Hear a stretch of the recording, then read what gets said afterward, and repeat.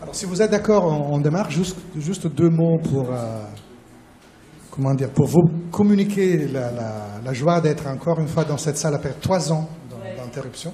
C'était pas anodin, vraiment. On a démarré ici en mars 2019 avec la conférence de Christophe Dejour et Emmanuel Reynaud. Et la dernière fois que l'on était ensemble ici, c'était avec l'équipe de Luca Paltrinieri, et de Myriel et de Massimiliano. Après 2 ans de désert, 2 ans de pandémie, 2 ans de Zoom, et là, bon, le pari de réessayer pour une fois de se retrouver en présentiel, comme on le dit maintenant, avec toutes les difficultés d'une nouvelle époque. Il faudra s'interroger sur le format. Il y a déjà une grande interrogation, un grand débat sur le format qui est en train de se passer au sein de l'université. Dans la plupart des cas, les colloques, c'est déjà un miracle s'il y a les invités, les intervenants, les conférenciers. Et là, l'hybride risque de changer complètement la donne. Donc, j'imagine qu'à ce moment-là, dans le monde, il y aura 45 000 conférences qui ont lieu au même moment dans les 5 continents et aux 4 coins de la planète. Bon, il faut voir le verre plein à moitié, il faut être content d'être là, bon, après cette période compliquée. Un grand merci à Thierry Pacaud, qui aurait dû être avec nous, mais qui, malgré sa maladie, avec une énorme générosité, a accepté d'intervenir, même si malade, de chez lui à Paris. Un grand merci à Gérard Cazorla d'avoir accepté l'invitation. Je suis vraiment ravi que tu sois ici avec nous. Et donc, je passe la parole à Nadine Richet-Battesti, qui vous expliquera un peu la structure de la soirée et le déroulement. Merci beaucoup. Merci beaucoup. Très heureux de partager avec vous ce temps. Donc, on a préparé cette intervention avec Fred Séchaud du CEREC. Donc, le titre de cette fin de journée, c'est La fabrique de l'utopie entre discours et pratique. Et l'idée du groupe Art Libre, c'était au fond de mettre en miroir à la fois une théorie de l'utopie. Donc, merci Thierry d'être là pour cette illustration, donc une théorie de l'utopie, et puis de l'autre côté, des pratiques à portée utopique que nous qualifions pour aujourd'hui d'utopie en acte, et donc ils vont être illustrés par Gérard Cazorla, donc qui a suivi toute l'histoire de Scopti, avant même Scopti, et du coup, on va essayer de vous faire dialoguer sur un format, donc on va passer 1 heure à vous faire parler l'un et l'autre, avec des alternances de 10 minutes, pour contribuer ensuite tous ensemble à ces imaginaires inspirants. Et donc du coup, on va vous poser 3 questions chacun, donc, et avec une alternance Gérard, Thierry, voilà, pour l'organisation. Tu veux rajouter ? C'est exactement ça, donc il n'y a rien à rajouter, c'est parfait. Donc c'est pas du tout une initiative uniquement Fred et moi, on est juste à la manette aujourd'hui, mais c'est bien une production collective du groupe Art Libre, donc avec ce collectif qui essaie de réfléchir sur travail, utopie, liberté, et qui affronte parfois des éléments de servitude plus ou moins volontaires dans la recherche à la fois du travail, de la liberté et de l'utopie. Donc je vous propose de rentrer tout de suite dans le vif du sujet et de commencer par Gérard. Donc du coup, la question qu'on t'a préparée et que tu connais, hein, c'est un peu la genèse de Scopti. Tout le monde n'a pas forcément en tête cette histoire de Scopti, même si tout le monde connaît sans doute la marque, mais peut-être que tout le monde ne fait pas le lien entre des nombres écrits sur des boîtes. Et donc cette histoire de Scopti qui a démarré avant l'arrivée à Marseille aussi. Donc est-ce que tu peux nous dire finalement cette utopie, nous raconter cette utopie concrète, comment vous l'avez construite, mise en œuvre? Merci. Merci. Tout d'abord, je voudrais remercier d'avoir invité les Scopti, hein, parce que moi je suis qu'un maillon de l'usine. Donc, alors je me présente, je m'appelle Gérard Cazorla, j'étais le secrétaire du comité d'entreprise CGT de Fralibre, et effectivement j'ai vécu la lutte et je l'ai menée avec mes camarades. Alors le 28 septembre 2010, Unilever, donc, qui détenait les usines Fralib, qui étaient en fait françaises d'alimentation et de boissons, qui à l'origine a été rachetée. Et l'usine historique se trouve à 2 pas d'ici, à Camille-Flammarion, là où il y a aujourd'hui la police scientifique. Donc avant c'était le thé de l'éléphant, donc il y avait le thé de l'éléphant à Marseille, il y avait Lipton au Havre, et il y avait les soupes Roaco à Poitiers. Et donc ça faisait, donc l'ensemble faisait Fralib et était détenu par le groupe Unilever. Donc le 28 septembre 2010, Unilever annonce la fermeture de cette usine. Donc nous, on savait, puisqu'on était dans les instances au comité européen, au comité de groupe Unilever France, on connaissait parfaitement notre usine et le groupe. Et donc on savait que notre usine était profitable et rentable et qu'il n'y avait aucune justification ni économique ni sociale de fermer ce site. Et donc, quand on savait aussi, on était conscient que quand un groupe comme ça prend des décisions telles, c'est compliqué de les faire revenir en arrière. Donc à la fois, on a lutté contre la fermeture de l'usine, mais aussi on s'est tout de suite projeté sur un projet alternatif à la fermeture. Et ce projet alternatif, je peux vous dire que dès le 3 janvier 2011, donc quelques mois après l'annonce, on a tracé les grandes lignes de ce qu'on voulait faire. En fait, ce qu'on a présenté au comité d'entreprise avec en fait 6 ou 7 grandes lignes. Les premières grandes lignes, c'était qu'on considérait que l'outil de travail ne devait pas quitter l'usine, donc il nous appartenait. Donc on avait dit aussi, dès la première réunion de comité d'entreprise où nous avons annoncé la fermeture, que pas un boulon sortirait de cette usine. Donc voilà, ça c'était les premières paroles qu'on a citées quand ils nous ont annoncé cette fermeture. Je peux vous garantir que pas un boulon est sorti de l'usine. Donc ça c'était la première des choses. La deuxième des choses, c'était que nous, travailleurs, on avait la compétence de pouvoir faire tourner les machines, les réparer et mettre une marque sur le marché et de pouvoir vivre de notre travail. Ça, c'était aussi une autre des grandes lignes. Oui, d'accord.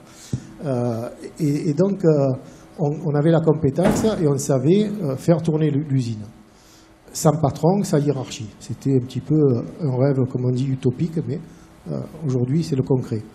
On voulait aussi, puisque Unilever était passé dans les années 90 à l'arôme naturel sur les produits, à l'arôme artificiel. C'est-à-dire qu'ils avaient changé le processus de fabrication et ils mettaient des petites billes de synthèse chimiques pour aromatiser leur sachet de thé et d'infusion. Alors qu'avant, on avait une technique, on était les seuls à faire à cette usine de Gémenos, où on faisait l'aromatisation naturelle, on envoyait aussi dans les autres usines pour qu'ils fabriquent leurs sachets. Donc c'était une spécificité technique qu'on avait, qui nous ont levé pour en fait mettre des boules, des bétonnières dans toutes les usines, avec des mélanges de thé, d'infusion et de produits chimiques que tout le monde pouvait faire. Donc là-dessus, on voulait, nous, bannir ces arômes chimiques pour revenir au naturel. On avait aussi une grande ligne en disant que dans notre région et en France, on faisait des infusions, on avait des plantes aromatiques. Pourquoi aller les chercher en Europe de l'Est ou en Amérique du Sud, alors que sur notre territoire, on a ce type de plantes. Donc on voulait aussi développer les circuits courts et relancer un petit peu les filières, notamment de tilleul, puisque à l'époque, quand Unilever, mais pas qu'Unilever, Twinings, tous les gros groupes qui font du thé et des infusions, allaient se servir dans la Drôme pour le tilleul notamment, c'est l'exemple qu'on prend chaque fois. Il se faisait à l'époque, il y a 30 ou 35 ans en arrière, 450 tonnes de tilleul qui étaient cueillis en France. Aujourd'hui, il n'y a plus que 10 à 15 tonnes. Donc on voit bien qu'ils ont cassé aussi ces filières-là. Nous, modestement, on a dit pourquoi aller chercher ailleurs alors qu'on les a sur place. Et on a développé avec les baronnies, donc dans la Drôme, et les producteurs en direct, notre tilleul millésimé de tilleul des baronnies. Donc tout ça, on l'a mis en place. On voulait aussi inventer une nouvelle forme juridique de société. On ne savait pas. Après, on a vite compris qu'en fait, il y avait soit le système capitaliste, soit le système coopératif. Donc c'est clair qu'au fur et à mesure, parce qu'on n'avait pas décidé de faire une coopérative dès le début, donc au fur et à mesure de la lutte, et des rencontres qu'on a pu faire, on s'est aperçu que le système coopératif était plus proche de nos valeurs que le système capitaliste, parce qu'on avait déjà beaucoup donné sur le système capitaliste. Donc voilà, tout ça c'est pour dire qu'à la fois on luttait contre cette fermeture qui était injuste, mais à la fois on réfléchissait à un projet alternatif à la fermeture. Et donc ce qui s'est passé, c'est que alors, quand on est parti en lutte, on ne savait pas que ça durerait aussi longtemps, hein, 1336 jours, donc le nom de la marque qu'on a créée. C'est quand même 3 ans et 8 mois. Et donc, alors, ne me demandez pas comment on a fait, je ne sais pas même moi comment on a fait. On était dans un engrenage, je pense, et voilà, on a gagné en justice à plusieurs reprises, donc ça nous a aussi encouragés, mais on est passé par des hauts, des bas sans arrêt.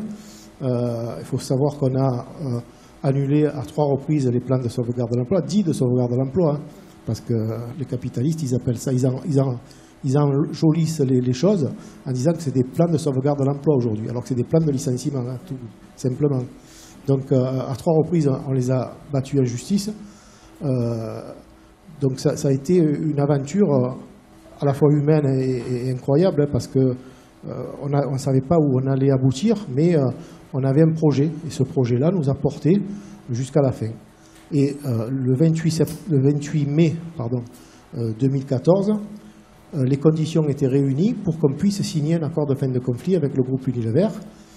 Et donc, on a signé un accord de fin de conflit où on a obtenu les machines, toutes les machines donc, qui étaient dans l'usine. Je vous ai dit, pas un boulon est sorti de cette usine. Donc, pour une valeur comptable quand même de 7 millions d'euros, les machines, la valeur des machines, hein, estimée comptablement.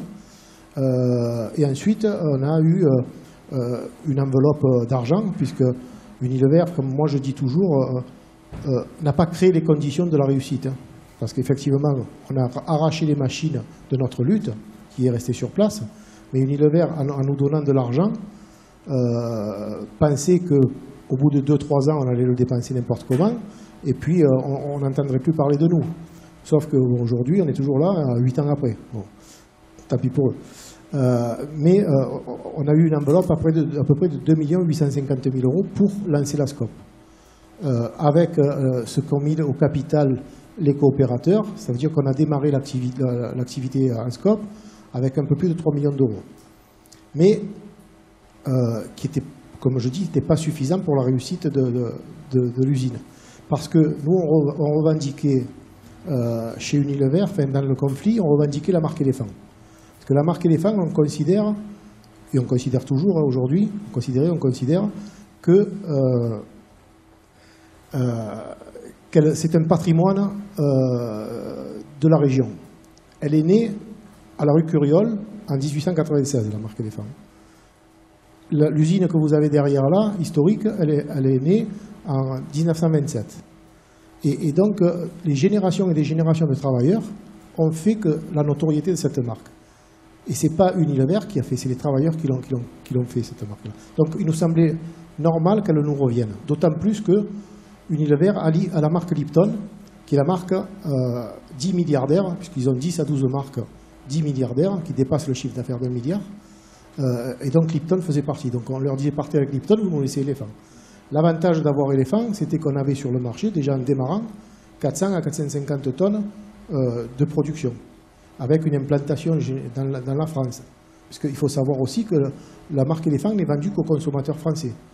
Aujourd'hui, elle est toujours vendue aux consommateurs français, mais elle est fabriquée en Pologne. Voilà. Donc, et tout ça, c'était légitime et ce n'était pas utopique, parce que dans le passé, Unilever a déjà fait cette chose-là. Quand ils ont racheté le groupe Best Food, qui est un groupe américain, ils avaient la marque Knorr, ils avaient racheté la marque Knorr, et on avait la marque Roaco. Il a fallu, par rapport à la concurrence au niveau européen, qu'ils se séparent de Roaco. Donc, ils se sont séparés de Roaco en mettant un repreneur où ils leur ont filé les bâtiments, les machines, quelques machines, une marque qui s'appelle Compagnie Coloniale de thé. Donc, c'était possible qu'ils fassent ça. Donc après, on s'attaque clairement au droit de propriété du capital, c'est plus compliqué. Voilà. Donc aujourd'hui, pour finir, parce que je suis brimé, aujourd'hui, on est en SCOP depuis l'année 2000. On a créé la SCOP en 2014. On a commencé l'activité en 2015, mais en novembre 2015, puis qu'il nous a fallu encore un an pour avoir toutes les autorisations administratives pour pouvoir démarrer l'activité. Et donc aujourd'hui, on est en 2012, on est toujours vivant, on est 22, pardon, oui, 22, j'ai une décennie de moins. On est toujours là et on progresse régulièrement. Et on a été en 2020 pour la première fois bénéficiaire. Alors très peu, effectivement, mais bénéficiaire. 2021, idem, moins parce qu'on a un petit peu plus souffert, mais voilà, les choses vont dans le bon sens et on est très optimiste pour la suite. Merci pour cette genèse, ce récit de la genèse de la Scopti et de cette utopie concrète. Alors l'utopie, c'est un concept sur lequel Thierry Pacaud a beaucoup travaillé. Et donc je vais vous demander qu'est-ce qui vous a amené justement à entreprendre des recherches sur ce thème, sur l'utopie y a-t-il un rapport entre le thème de l'utopie et vos recherches sur la cité? Est-ce que c'est une incitation à travailler sur la cité, c'est une incitation à réfléchir à l'utopie?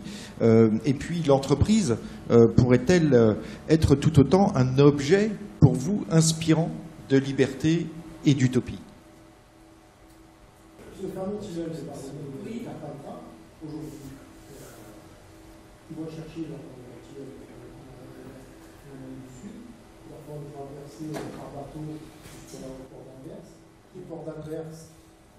Du port d'Anvers, ils vont à Hambourg pour être coupés.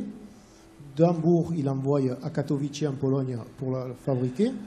Et de Katowice en Pologne, ils l'envoient sur le marché français pour que les consommateurs français l'achètent. Vous voyez un petit peu le circuit, l'impact carbone du tilleul des baronnies. Nous, on a fait mieux. Hein.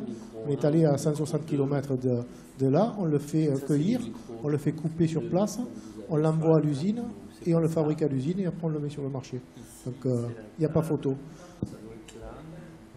Et le thym, ben oui, surtout que Mais là, ça module pas. Si je vous explique comment on a négocié avec les producteurs de tilleul des baronnies, ils sont devenus fous, les gars. Ils croyaient qu'on était fous. Parce que nous, on a dit, nous, on ne fixe pas de prix, c'est à vous, on nous fixer le prix. Et ils ne voulaient pas, ils ne savaient pas, ils n'avaient pas l'habitude. Et on leur a expliqué que selon le prix qu'ils nous feraient, donc ils gagneront leur vie, bien sûr, mais nous, si on ne le vend pas aux consommateurs, ben, ça s'arrêtera, on ne va pas pouvoir continuer.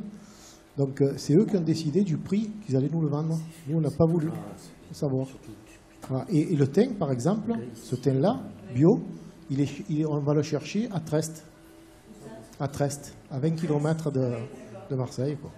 Voilà. Donc à part de planter sur le parking du thym, on ne peut pas faire plus court. Je rajouterais qu'on est sur des circuits aussi qui sont sous forme coopérative, puisqu'il y a un syndicat des producteurs de tilleul des baronnies, qui est qui ne relève pas de l'économie capitaliste à proprement parler. Et puis idem à Traite, c'est une coopérative agricole qui rassemble les productions locales. Donc on a la construction d'un contre-modèle qui est tout à fait là, qui est dans le domaine de la concrétisation d'un modèle différent. Je rajouterai aussi que toutes nos infusions bio sont achats de matières premières françaises. Sauf bon, le 1336 qui est conventionnel, mais tout ce qui est bio est acheté matières premières françaises en France. Et on travaille avec, dans la Drôme notamment, en direct avec des producteurs pour le tilleul, et on travaille avec des grossistes comme Elixens ou l'herbier du Diois, donc qui eux-mêmes font travailler des producteurs. Voilà.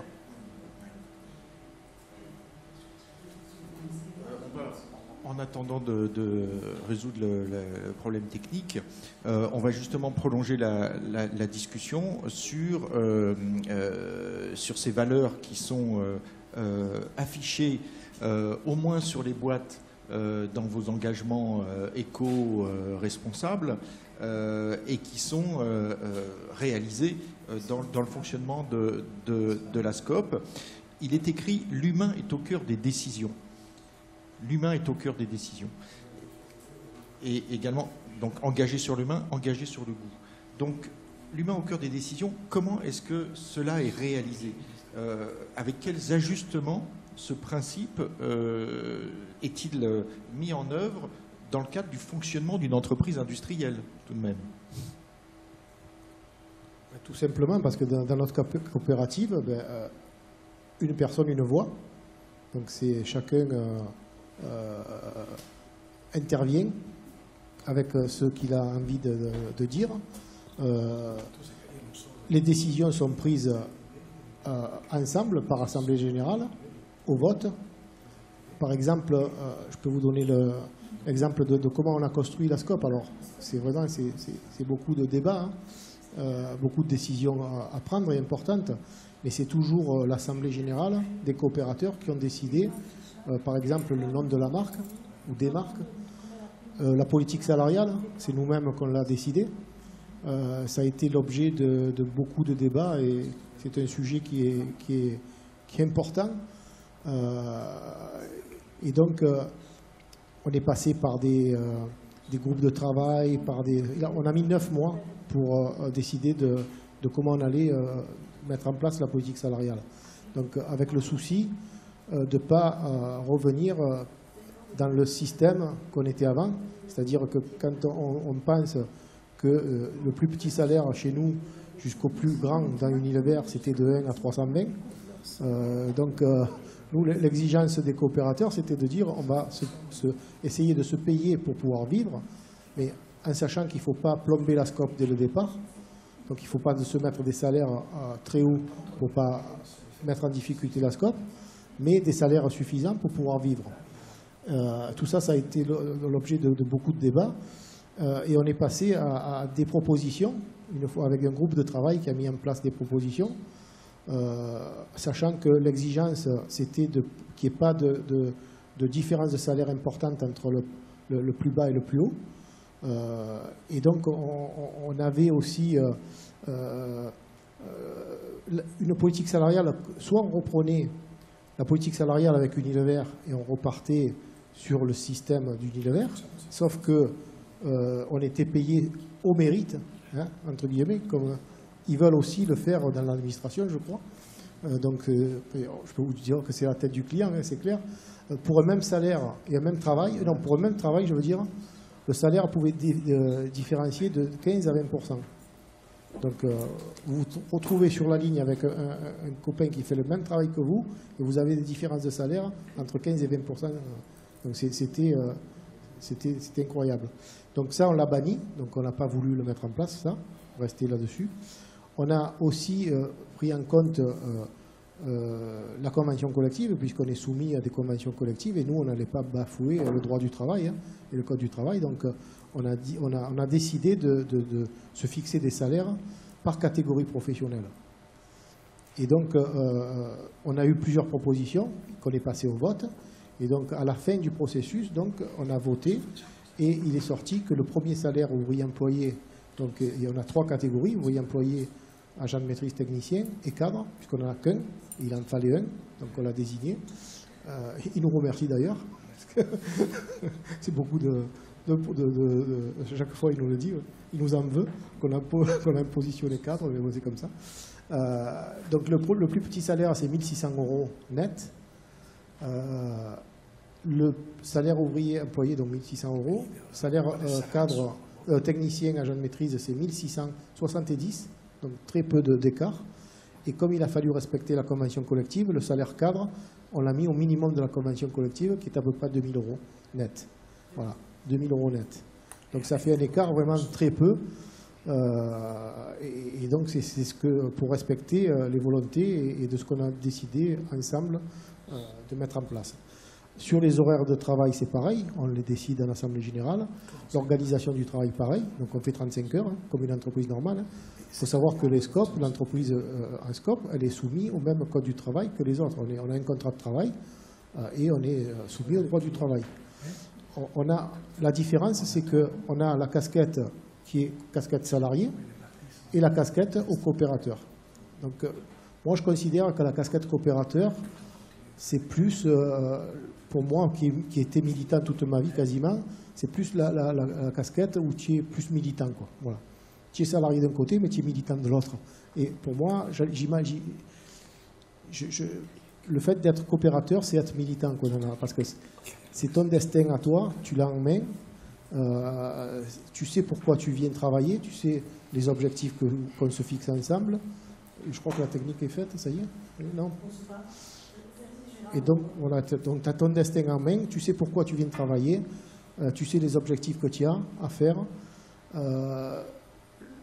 Les informations aux coopérateurs et aux salariés sont claires.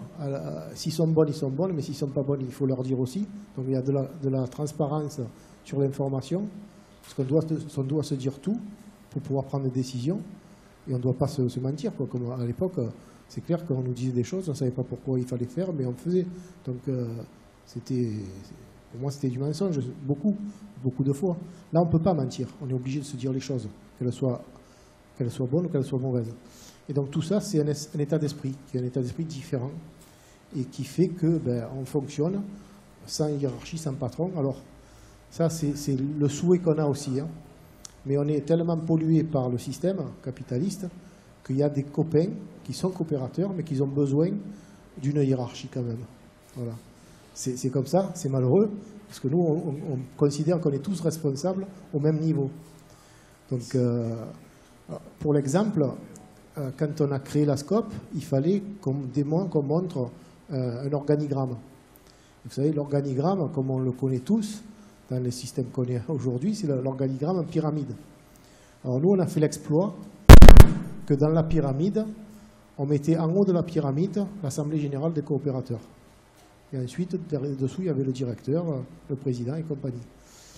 Et dans notre organigramme fonctionnel, nous, ça c'était pour l'extérieur, il fallait qu'on montre, mais pour notre organigramme intérieur à nous, c'est un cercle, et dans le cercle, il y a des petits cercles. Voilà. Voilà. C'est comme ça qu'on a notre organigramme et qu'on le montre. On est tous dans un cercle. Tandis qu'au vu de l'extérieur, il faut avoir des responsables, avec une pyramide et avec un chef en haut. Voilà. Et ça, il a fallu prendre les titres là aussi à l'époque, hein, mais nous, ça ne nous intéressait pas de prendre les titres. Ce n'était pas pour ça qu'on s'était battu. Nous, on s'est battu pour justement vivre dans notre travail, faire la démonstration qu'on pouvait travailler autrement, avec un modèle différent. Et je crois que cette démonstration-là, on l'a fait. Et personne aujourd'hui peut venir nous l'enlever.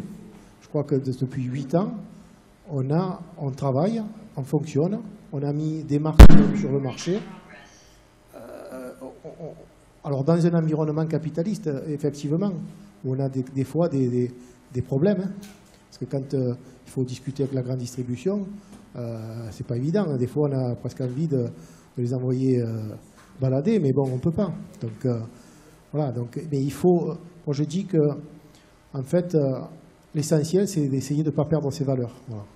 On a mis en place une structure, on travaille ensemble, un petit peu pour ceux qui suivent un peu le football, on gagne ensemble ou on perd ensemble. Mais voilà.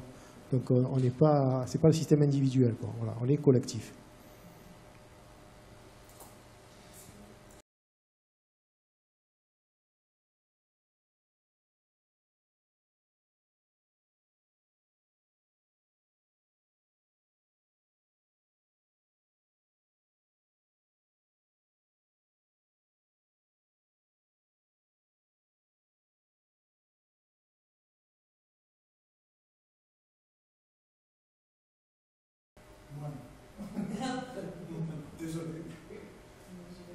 Donc du coup, ce que je vous propose et avec ce qu'on vous propose avec Fred, c'est du coup de centrer un peu du coup sur Scopti.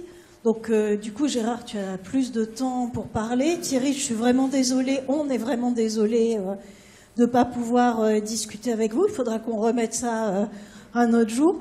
Mais du coup, Gérard, on te donne une parole plus longue et pour notamment une des questions, c'est aussi pour nous, qu'est-ce qui a changé dans le travail ?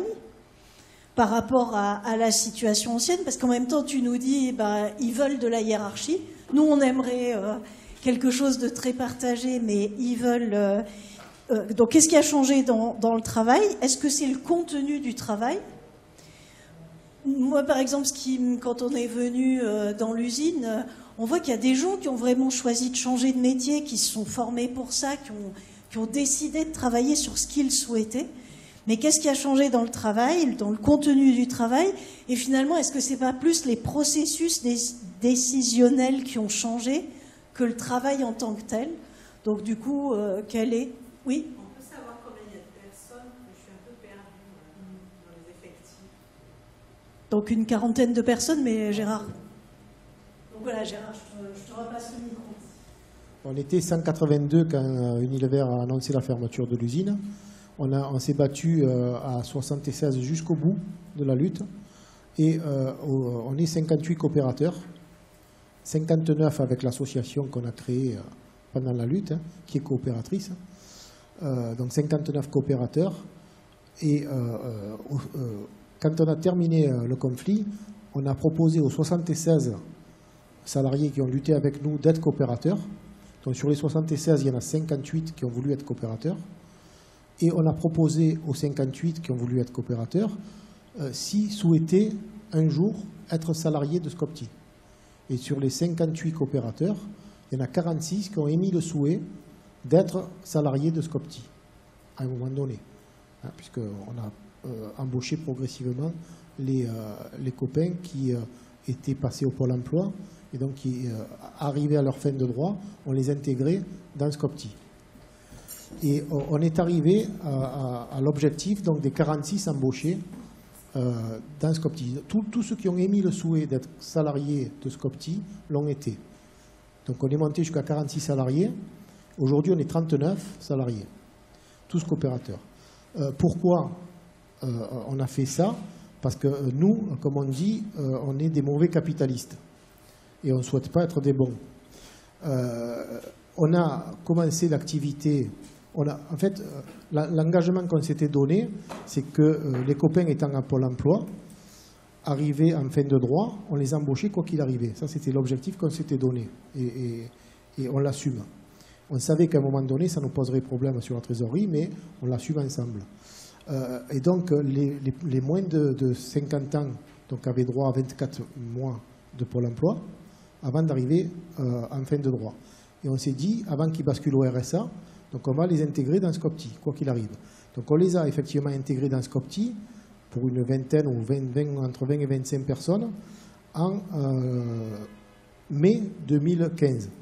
Mais on a commencé l'activité de production qu'en août 2015. Et les rentrées d'argent ont été qu'en novembre 2015. Ça veut dire que pendant 4 mois, mai, juin, juillet, août, septembre, même octobre, donc 5 mois quasiment, on a sorti des salaires sans avoir de rentrée d'argent, puisqu'il a fallu tout reconstruire. On n'avait pas de, on avait les 3 millions où on a démarré l'activité, mais on n'avait aucun volume. Il a fallu aller chercher des volumes pour faire travailler les copains.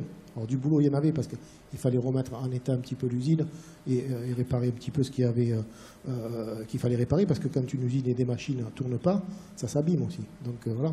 Donc tout ça, le boulot, il y en avait, sauf qu'on n'avait pas d'activité de production. Donc ça nous a posé un problème après dans la trésorerie.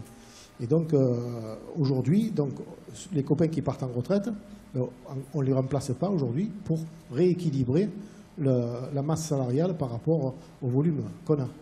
Même si on continue à gagner en volume. Mais en attendant d'arriver à l'équilibre, il faut encore un petit peu de temps.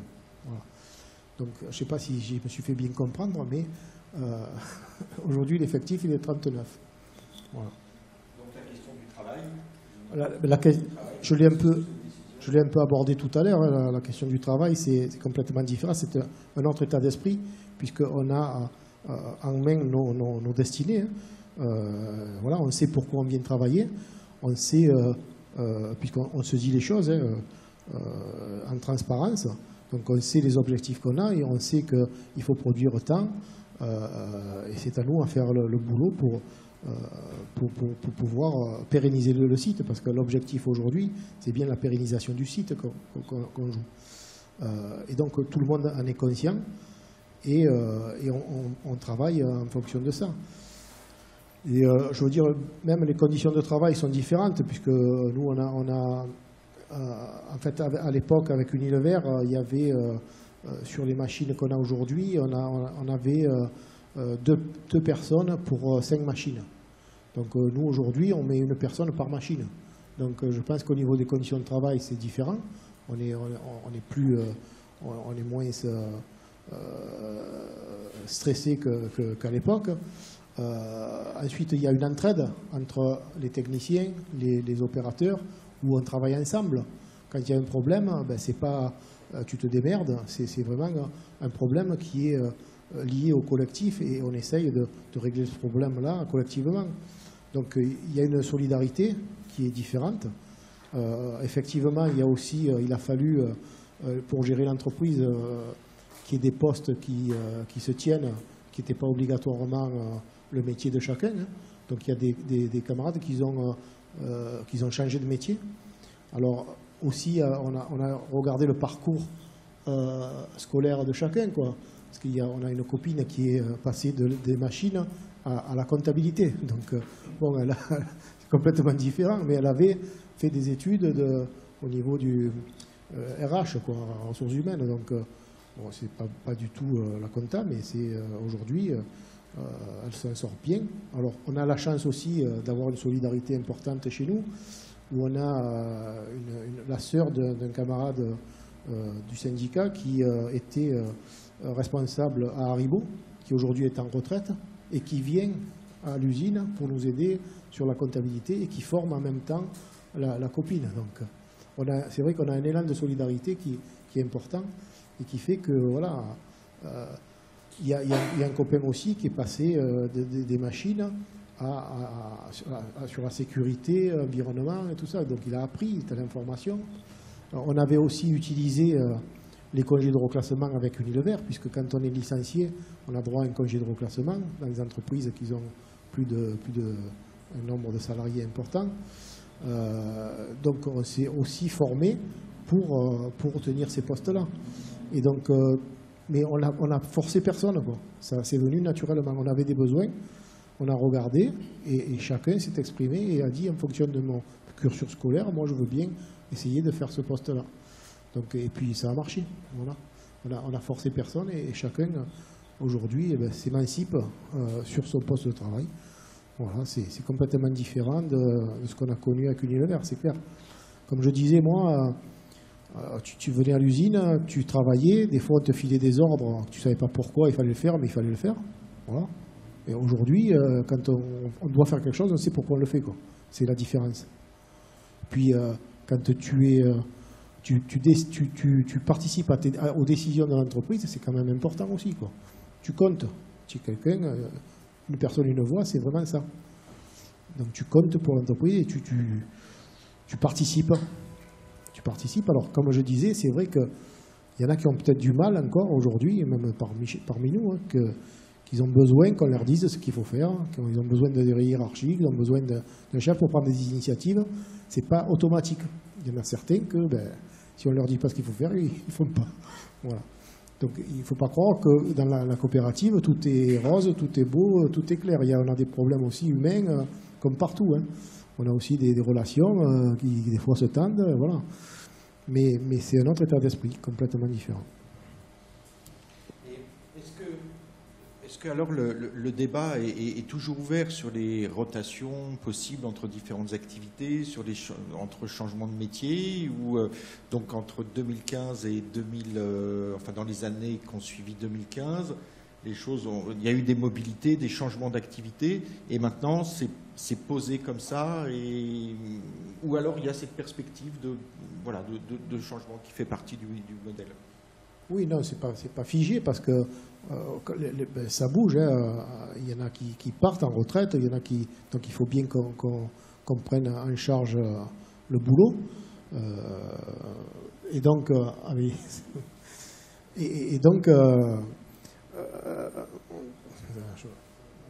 C'est mon fils, il m'a troublé.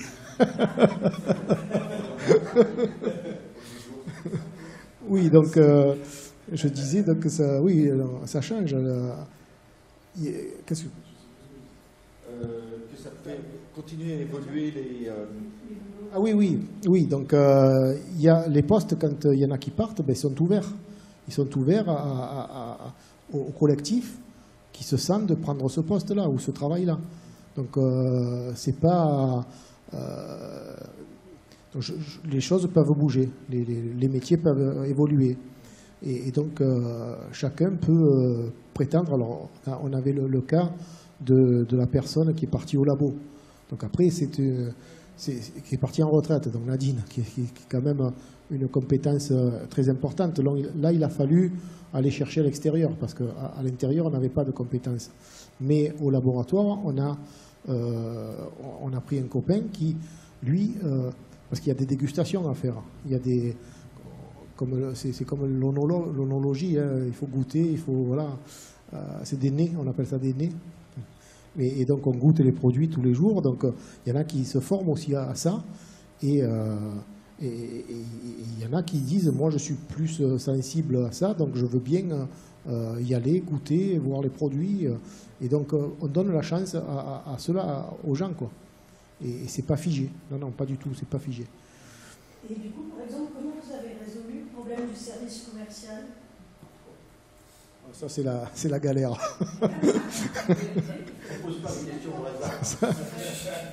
Ça, c'est la galère. Ça, c'est notre problème depuis le début. Parce qu'en fait, Unilever avait enlevé la force de vente de l'usine et l'avait transférée à Paris. Donc là-dessus, on n'avait aucune compétence. Et donc, quand on a... Alors, on savait réparer les machines, on savait produire, on savait gérer l'entreprise, sauf que le service commercial, ça, on ne savait pas.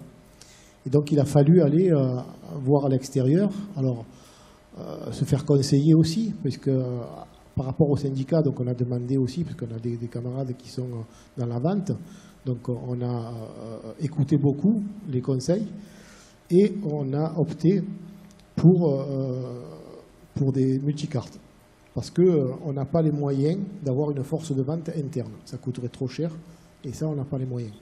Donc, on a pris des multicartes. Le problème des multicartes, c'est qu'on ne maîtrise rien, quoi. Ils font ce qu'ils veulent. Alors, on a une marque qui est nouvelle, qui leur apporte certainement pas beaucoup, parce qu'ils sont payés à la commission. Donc, il n'y a pas moyen de savoir. Alors, on a des agents commerciaux qui fonctionnent, puisqu'on paye des commissions. Donc, on voit que ça ne fonctionne pas trop mal. Il y en a qui ne fonctionnent pas, quoi. Ils ne font rien. Mais ça, c'est un souci permanent qu'on a, parce que c'est aussi la progression de notre marque à nous, qu'il faut qu'on soit présent dans les magasins, mais on ne gère rien, on ne maîtrise rien là-dessus. Donc on a pris effectivement quelqu'un, genre de directeur commercial, mais qui est de l'extérieur, parce qu'il n'est pas dans l'entreprise, il n'est pas coopérateur, en prestation de service, qui essaye de gérer ces gens-là. Même lui, il n'arrive pas à les gérer, quoi. Donc on ne sait pas ce qui se passe. Et ça nous mine, parce que voilà, il faut qu'on vende de la marque, et on n'arrive pas à savoir ce qu'ils font comme boulot. Et ça il y a des régions où on ne verse pas un centime de commission. Donc on essaye d'en changer, et c'est toujours pareil, quoi. Donc c'est la folie. Ça, c'est vraiment notre cauchemar depuis le début. La force de vente, c'est vraiment un métier particulier. Vous avez d'autres questions comme ça? On se souvenait que celle-là, elle était un peu... La dernière fois qu'on en avait parlé. Et c'est toujours le cauchemar. Surtout sur le niveau de salaire, parce que je me souviens qu'ils demandaient un salaire de commercial. C'est clair. C'est pas intéressé à la vente. Oui, mais si on prend un directeur commercial interne, il faut le payer 8-10 000 euros, plus la voiture, plus les frais, plus... c'est un truc de fou, quoi. Alors que nous, on a des salaires à 1 600 euros, 1 670 euros, 2 000 euros pour la plupart, enfin pour le cadre. Donc quand on voit la différence, c'est les gars, ils tiquent, hein. Quand il faut payer 8 000 euros, ça ne va pas, hein, ça ne peut pas aller. Ok, peut-être que comme le rythme est un peu différent, il y a peut-être des gens parmi vous qui vont poser des questions et qu'on soit un peu plus interactif.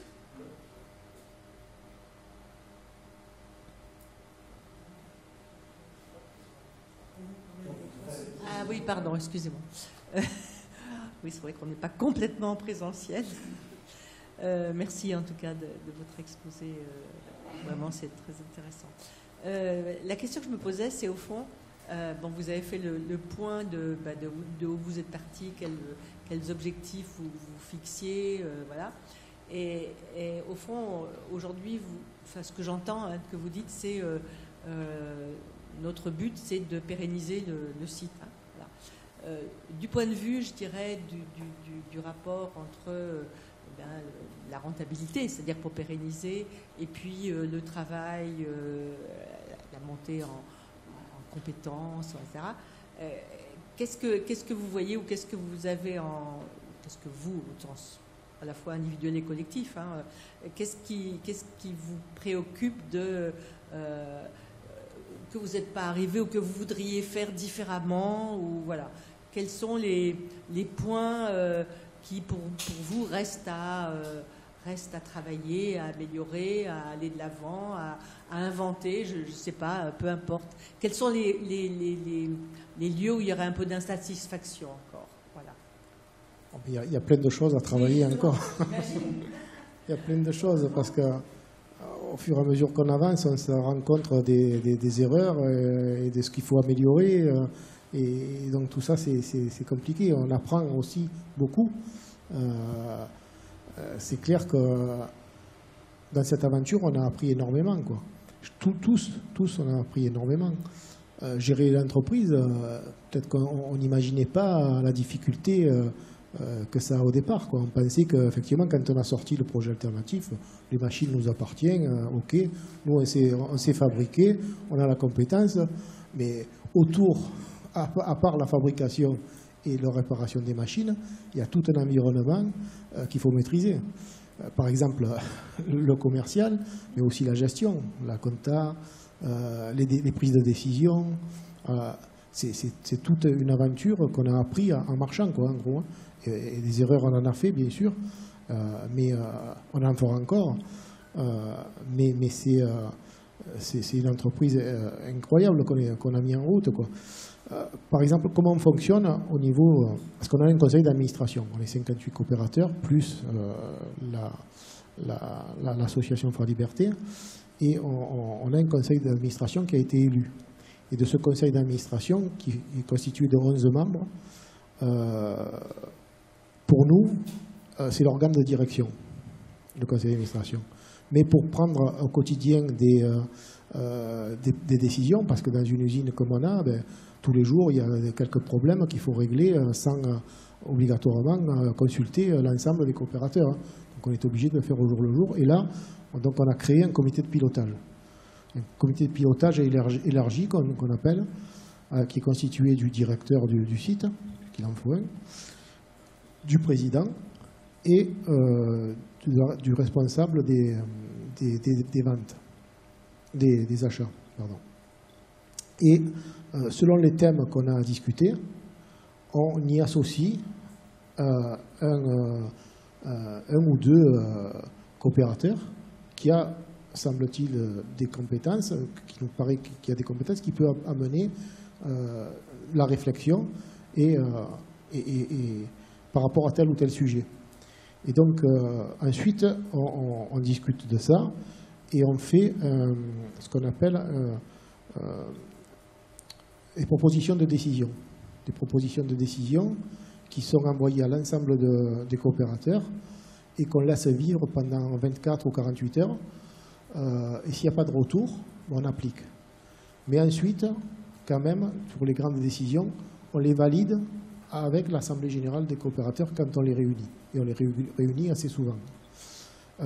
Parce que pour nous, c'est l'Assemblée générale des coopérateurs qui est souverain sur les décisions et la politique de l'entreprise. Et donc, si jamais, ça ne nous est pas encore arrivé aujourd'hui, mais si jamais il devrait y avoir une décision qu'on aurait prise, mais qui est contestée par l'Assemblée générale, il faudrait trouver les moyens de changer la décision. Ça, c'est clair, c'est comme ça qu'on essaye de fonctionner. Et donc voilà, c'est clair que c'est compliqué, c'est plus long que dans une entreprise normale, hein, où il y a le gourou qui dit on fait ça et puis on y va. Nous, on n'a pas de gourou, hein, donc on essaye de fonctionner collectivement et avec le maximum d'adhésion au projet. Et c'est compliqué et c'est long. Les prises de décision sont beaucoup plus longues que normalement. Je ne sais pas si j'ai répondu complètement à la question.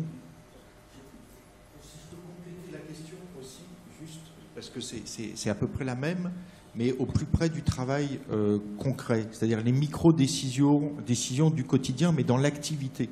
Donc la hiérarchie qui contrôle l'activité dans l'entreprise traditionnelle capitaliste, c'est l'agent de maîtrise, le superviseur. Est-ce que ce rôle existe toujours ou est-ce qu'il y a davantage d'autonomie dans le travail aujourd'hui? Non, il y a davantage d'autonomie dans le travail. Alors c'est clair qu'il faut qu'on regarde quand même, hein. Alors on s'est partagé les tâches aussi parce que celui qui fait office de directeur de l'usine aujourd'hui, il est plus compétent dans la maintenance. Donc c'est lui qui s'occupe de la maintenance, de la production, mais il supervise de loin, quoi. Les gars, ils sont sur la machine, ils savent ce qu'ils doivent produire et ils sont autonomes. Il n'y a pas le garde-chourme derrière ou le chef qui vient te voir en te disant oh, t'as pas fait ça, t'as pas fait ça. Donc chacun a son rôle, il sait de quoi il est fait et il travaille en fonction de ça. Mais on n'a pas de personne qui contrôle quoi que ce soit. Donc chacun est responsable de son secteur et est responsable de ce qu'il fait, de son travail, quoi. Voilà, donc là-dessus, il y a une autonomie plus importante, beaucoup plus importante qu'avant, ça c'est clair. Oui, je voulais évoquer la question du travail telle qu'elle est abordée par les auteurs qui ont écrit sur l'utopie, parce qu'ils disent à peu près tous la même chose. Ils disent dans leurs textes, ou même dans les réalisations parfois, que le travail devient émancipateur, d'abord s'il y a de la variété, donc de la polyvalence. Ensuite, si on choisit ces activités en fonction de ce que l'on aime et ce que l'on sait faire. Et enfin, on choisit ses collègues. Et tout ça dans un temps de travail réduit. Alors évidemment, c'est de l'utopie. Mais j'avais envie de savoir si ce genre de discussion, malgré toutes les contraintes économiques que tu as longuement développées et qui sont essentielles évidemment, si ce genre de discussion a lieu entre vous, est-ce que c'est un horizon, est-ce que c'est une illusion, enfin voilà quoi. Elle a lieu et à la fois elle n'a pas vraiment lieu, mais parce que c'est vrai qu'il y a des groupes qui fonctionnent mieux entre eux parce qu'ils se connaissent mieux, ils ont eu un passé ensemble, ils ont une amitié, donc tout ça, ça se forme, je dirais, naturellement, quoi. On a des techniciens, on a des opérateurs, parce qu'il faut quand même faire le boulot, hein. Mais je veux dire, avant, il y avait l'opérateur d'un côté et le technicien de l'autre. Il n'y avait pas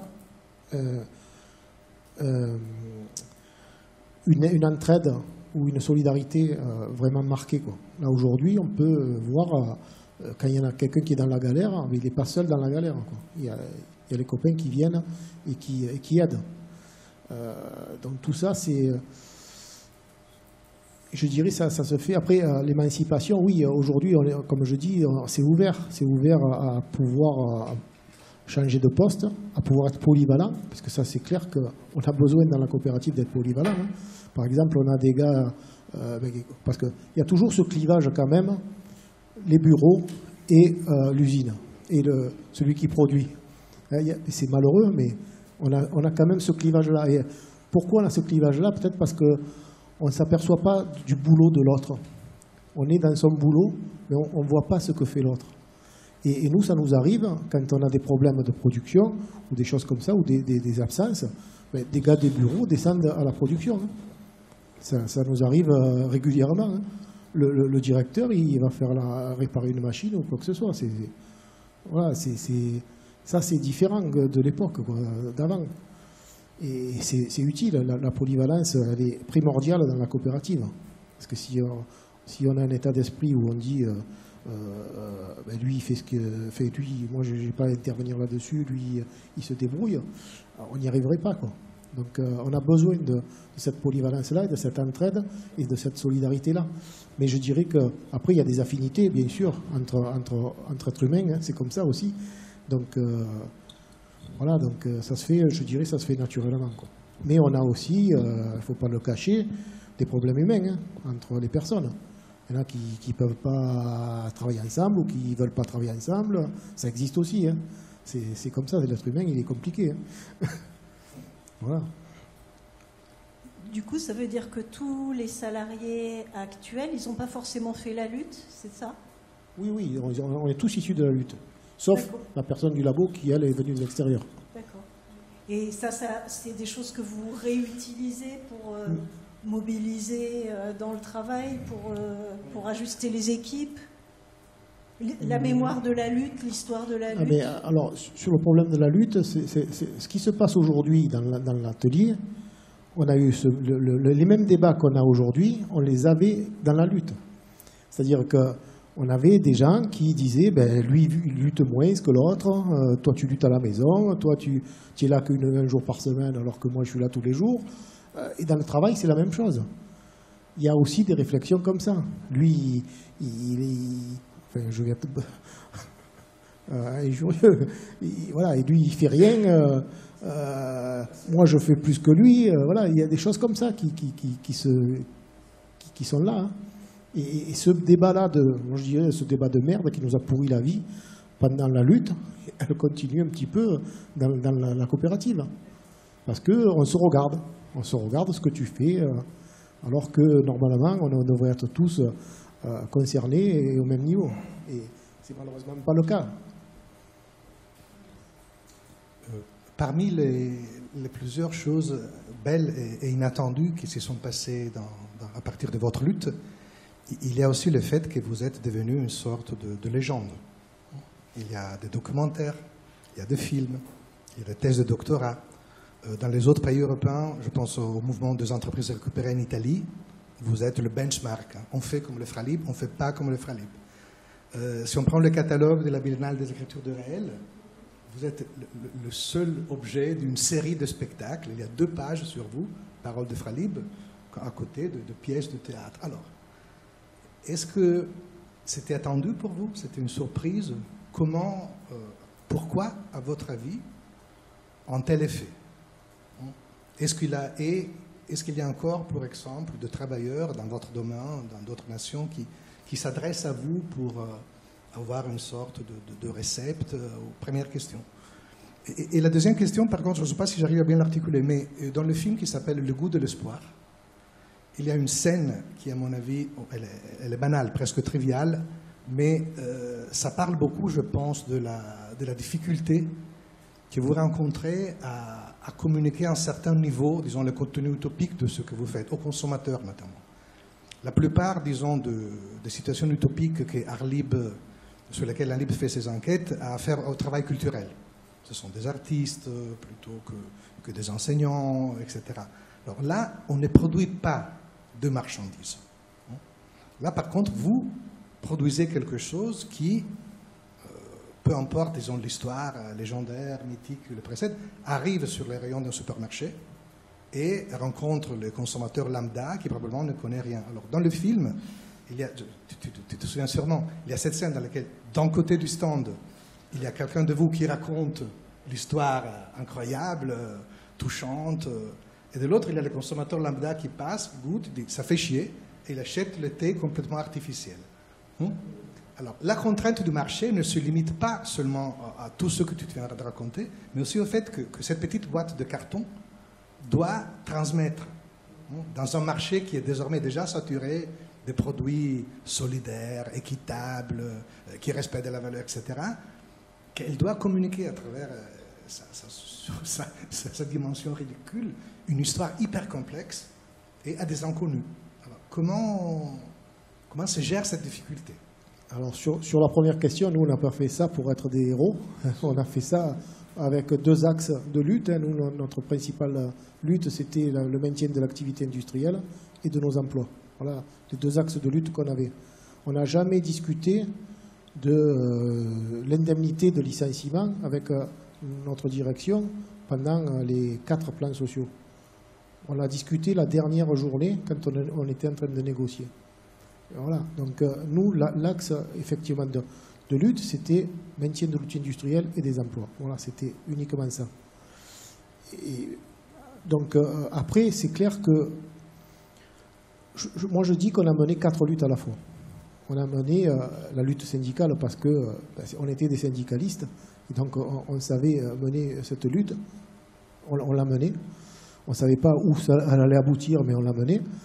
On a mené la lutte économique aussi parce qu'on a fait la démonstration économique que notre entreprise elle était viable, profitable, puisque même Unilever disait, pour fermer cette usine, il disait elle n'est pas assez rentable. Ça veut dire qu'elle était rentable, mais pas assez pour leurs actionnaires parce qu'ils demandaient beaucoup. Donc, et ça, on a fait la démonstration avec nos experts du comité d'entreprise économique que cette entreprise était rentable et profitable. On a fait la démonstration, on a mené la lutte aussi juridique, puisqu'à 4 reprises, on les a battus au tribunal, et partout, dans tous les tribunaux que nous avons menés, on les a battus. Ils nous ont menés même en correctionnel, pour atteinte à l'honneur d'Unilever. Parce qu'on avait dénoncé l'évasion fiscale qu'ils étaient en train de faire avec la structure qu'ils avaient mis en Suisse, pour envoyer les profits en Suisse pour éviter de payer les impôts en France, ou en Europe aussi. La baisse des grammages dans les sachets de thé, et le fait qu'ils licenciaient des familles, qui tuaient les salariés et leurs familles, en licenciant, en fermant les usines à maintes reprises. Et donc tout ça, ils nous ont même mis en correctionnel, et donc on a été relaxé pour notre bonne foi, parce qu'on a démontré les choses. Donc voilà, donc ça a tellement été médiatique, et on a mené aussi la lutte médiatique, parce que aujourd'hui, il faut médiatiser, et on a rendu notre lutte par la médiatisation juste et légitime. Et ça nous a permis d'avoir un éclairage au niveau national, et ça a même dépassé les frontières de France. Mais on n'a pas fait ça pour être des héros ou des Superman. Nous, on s'en foutait de ça. Nous, ce qu'on voulait, c'est garder nos emplois et notre outil industriel, parce qu'on savait que c'était rentable, et qu'on savait que une fermeture d'usine comme ça amène des drames au niveau des familles, jusqu'au suicide. Et donc ça, on ne voulait pas, puisqu'on a eu des expériences avant, parce qu'avant de fermer Gamenos, je peux vous dire que j'en ai vu fermer des usines et des plans sociaux défiler. Donc toujours, il y a des drames humains là-dessus. Nous, on ne voulait pas ça. Voilà, on voulait avoir raison, pas 5 ans après, une fois que tout était fermé, et que les gars, ils gagnent au prud'homme parce que leur licenciement était illégitime. Nous, on voulait gagner tout de suite. Voilà. Ça ne nous intéressait pas de gagner 5 ans après ou 6 ans après, quand il y avait une friche industrielle. Donc tout ça a fait que, c'est vrai qu'on a été populaire. Et beaucoup de gens se sont penchés sur nous, en faisant 3 films avec Claude Hirsch, notamment. Ça a tellement duré qu'il en a fait 3. On a créé une pièce de théâtre. On a aussi lié le culturel avec la lutte de l'entreprise. Donc on a fait une pièce de théâtre, on a fait la musique. Même la direction d'Unilever, une fois sur les médias, ils ont dit « et maintenant, ils chantent ». Donc ils étaient fous. Donc tout ça a fait que on a été médiatique, et puis ça a donné des idées à d'autres, puisque notamment la Belle Aude, l'usine de glace à Carcassonne, qui eux-mêmes le disent, s'il n'y avait pas eu les Fralib, on ne serait pas en scope aujourd'hui. Donc ça a inspiré des vocations, et puis de fait qu'il n'y a pas de fatalité et qu'on pouvait faire autrement. Mais nous-mêmes, on s'est inspiré des luttes passées.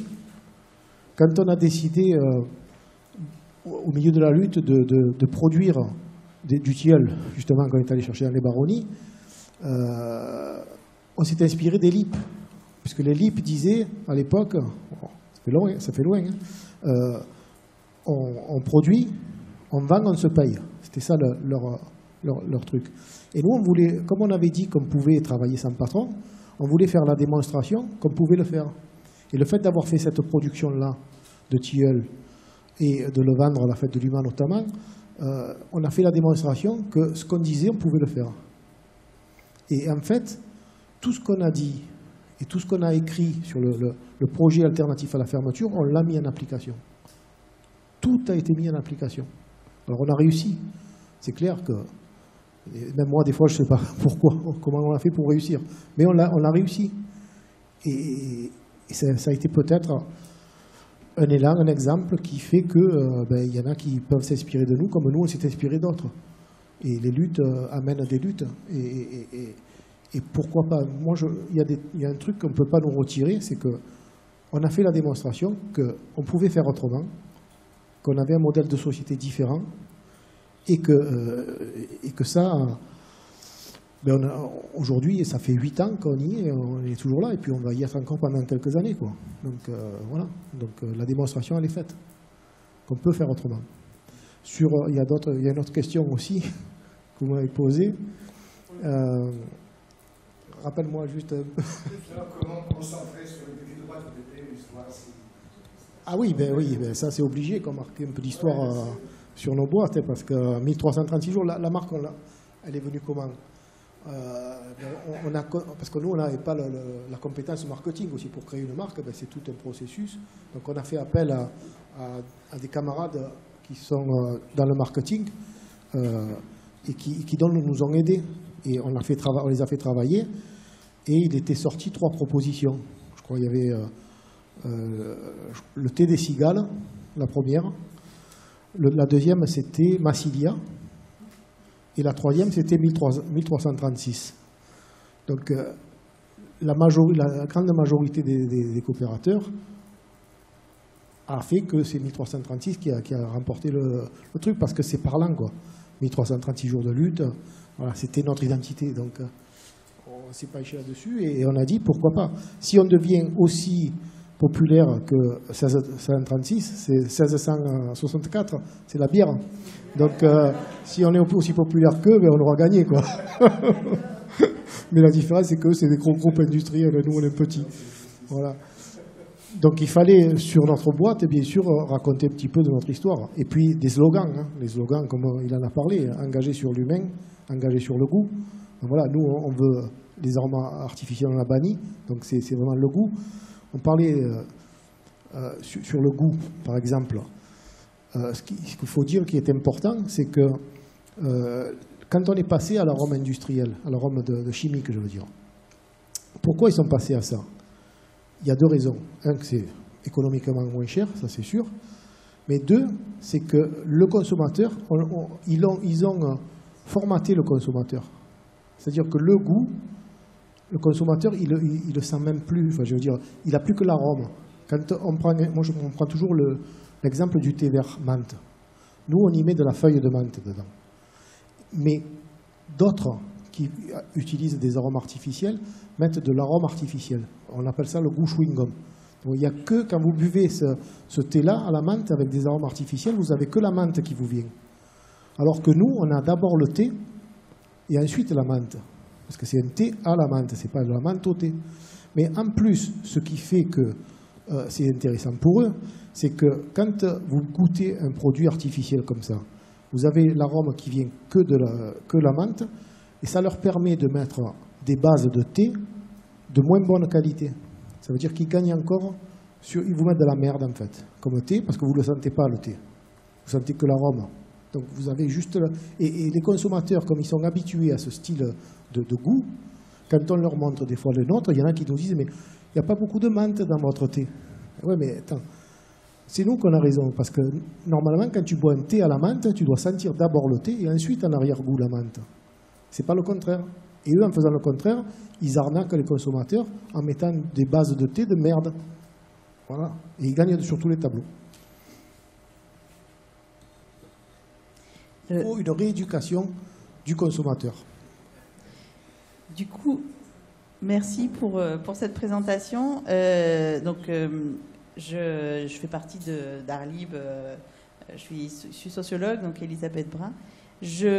Par rapport à ce que vous dites, je rajouterais une 5e lutte. Je crois que c'était ça que vous alliez dire en fait. C'est la lutte écologique, parce que vous participez à votre hauteur à cette lutte, avec ce que vous venez de dire, les arômes naturels, les circuits courts, la production locale.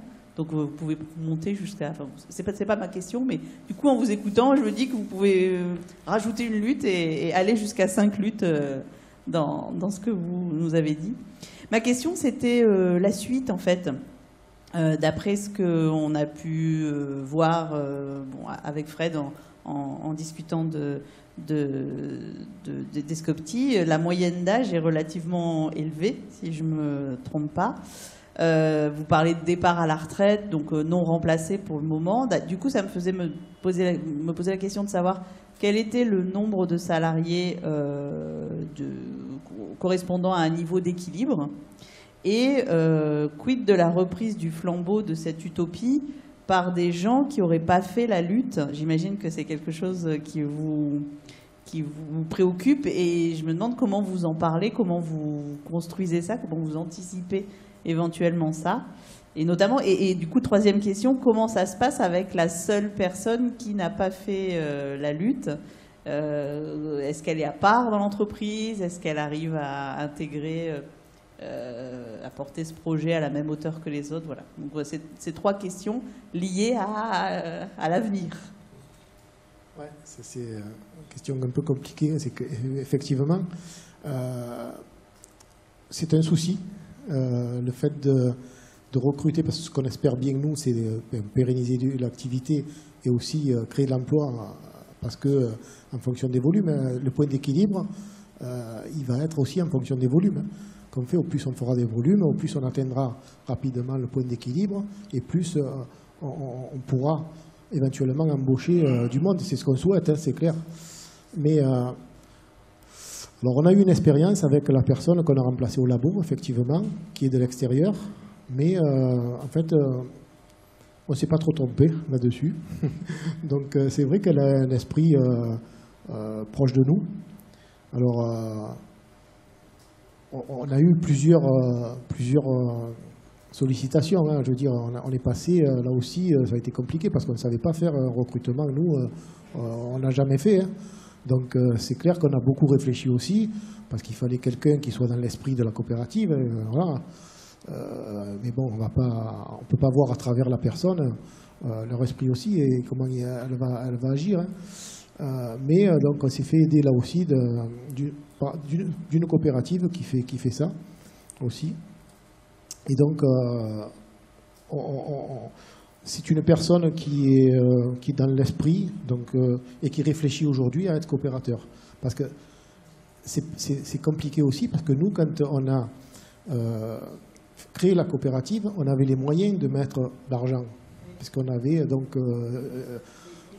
les primes supralégales avec Unilever qu'on avait négociées à la fin, hein, puisqu'ils avaient été capables de donner à des salariés 100 000 euros parce qu'on les a mis en échec en justice sans qu'on parle une fois d'argent, jamais on a parlé d'argent.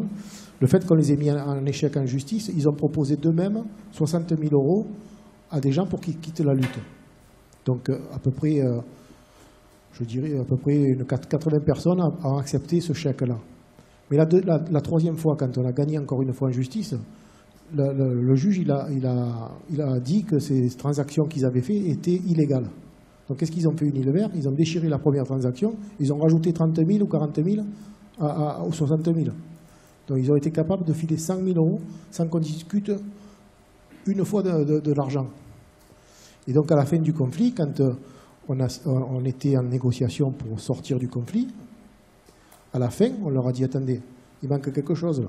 Vous avez été capable de donner 100 000 euros à certains, nous on ne veut pas plus, on ne veut pas moins, mais on veut les 100 000. Et ils ont filé 100 000.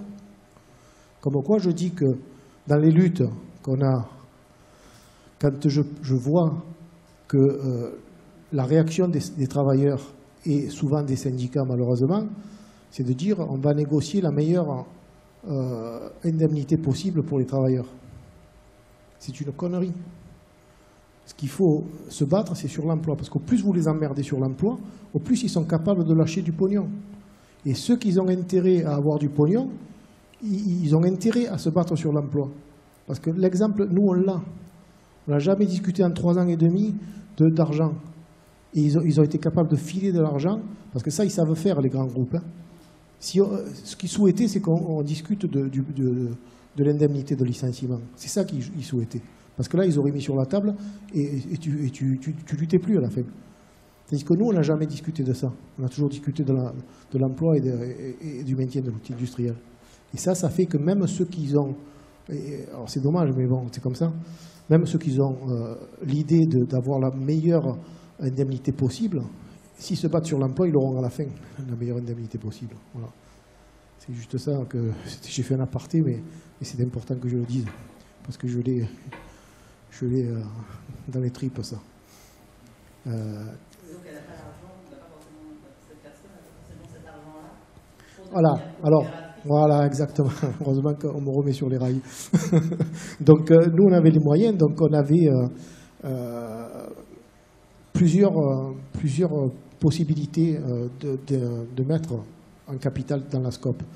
On avait 3 000, 5 000, 10 000, mais on a pensé à ceux qui allaient venir après. Parce qu'on s'est dit, on peut mettre 10 000, mais celui qui va venir derrière, pour travailler dans la SCOP, il faut qu'il balance 10 000 euros. Attends, tu vas travailler 10 000 euros pour travailler, c'est pas possible, quoi. Donc ce qu'on s'est dit, c'est qu'on a mis le minimum, 3 000, mais chacun individuellement pouvait aller jusqu'à 10 fois plus, c'est-à-dire jusqu'à 30 000 euros.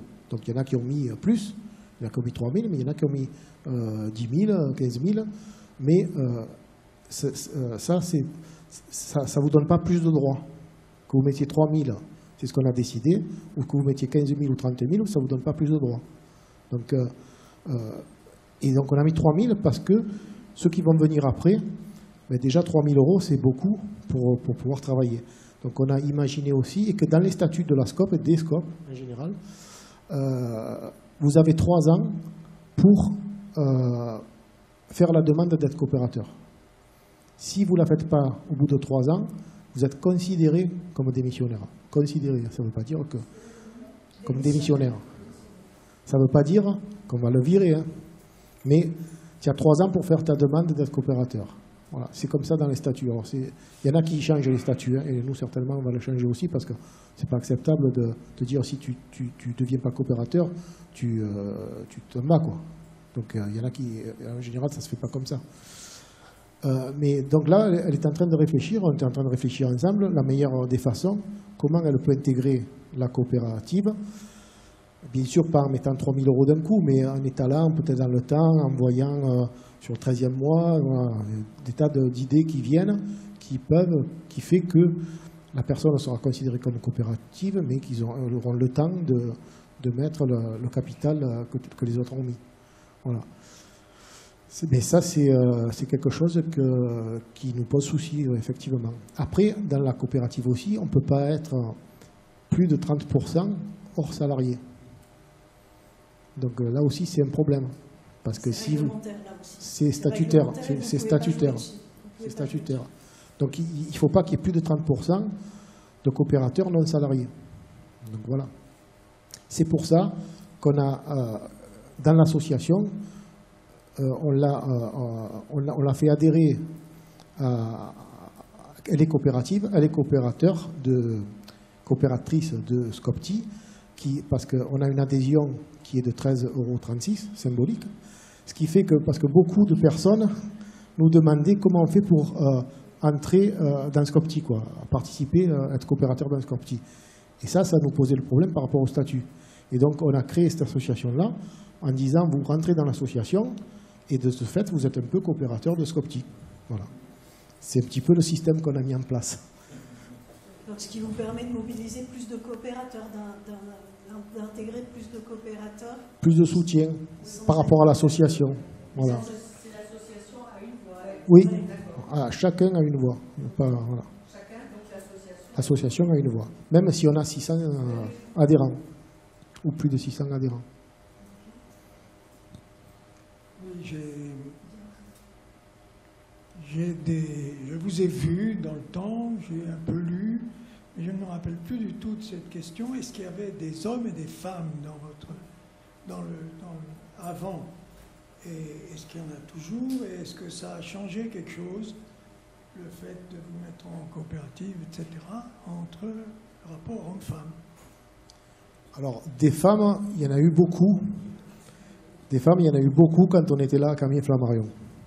Parce que moi, quand je suis rentré en 81, c'était à peu près 70% de femmes, 30% d'hommes.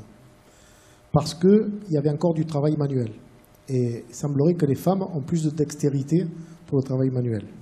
Donc, et puis beaucoup à l'époque, ils avaient fait des usines en centre-ville pour aussi, dans les quartiers, recruter, et notamment des femmes, puisque le métier manuel était considéré que les femmes étaient meilleures que les hommes sur le travail manuel.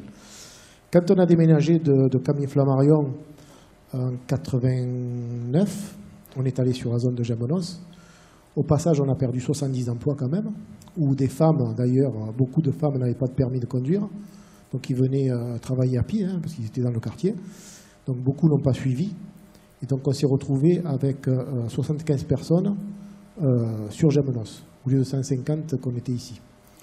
Et ensuite, il y a eu l'automatisation des machines.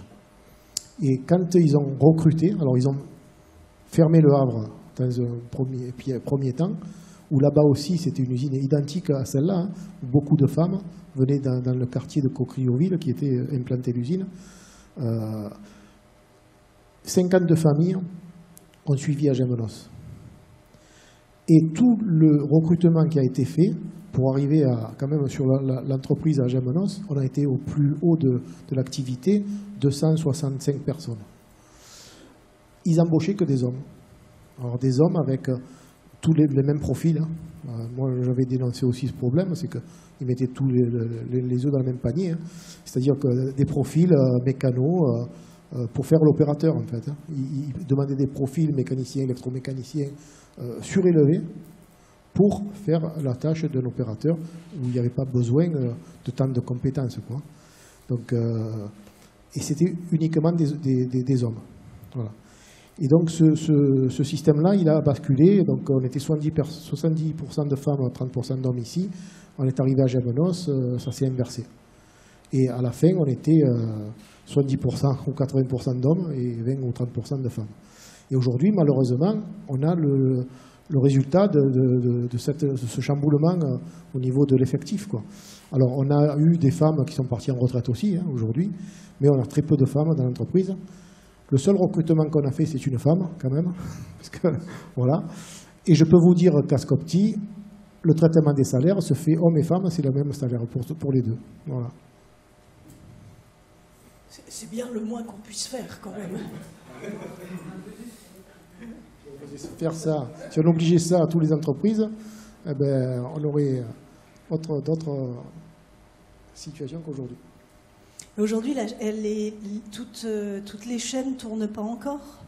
Non, aujourd'hui, on peut considérer qu'on tourne à 10% de la capacité de l'usine. Quand ils ont lancé la fermeture, on était à 3000 tonnes. Aujourd'hui, on est à 300 tonnes, quoi. Donc voilà, à 10%, il n'y a pas beaucoup de chaînes qui tournent aujourd'hui. Ça fonctionne des volumes. Ok.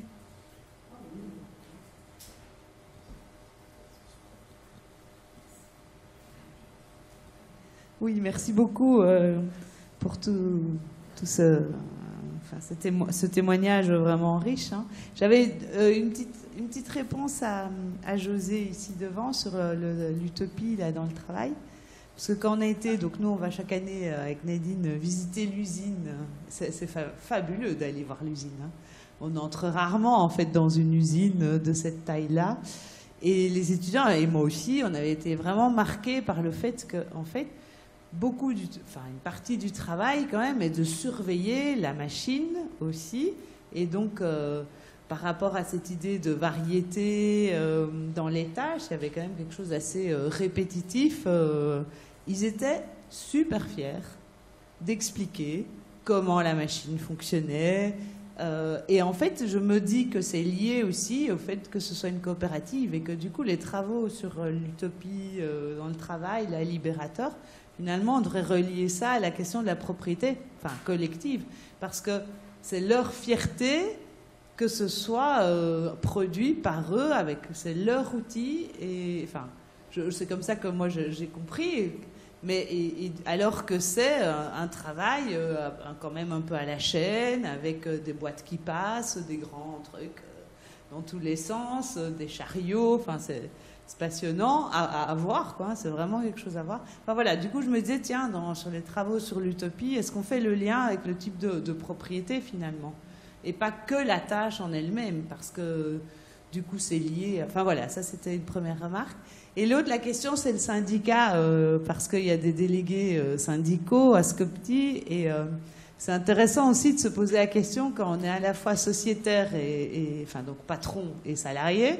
Le fait qu'il y ait des délégués syndicaux, ça pose toujours question de dire mais ils font quoi alors? Parce que il n'y a plus le méchant patron qu'on a envie de taper. Donc voilà, on en a déjà parlé un peu, mais je trouvais que c'était intéressant à mettre ça sur la table. Ouais, c'est une bonne question.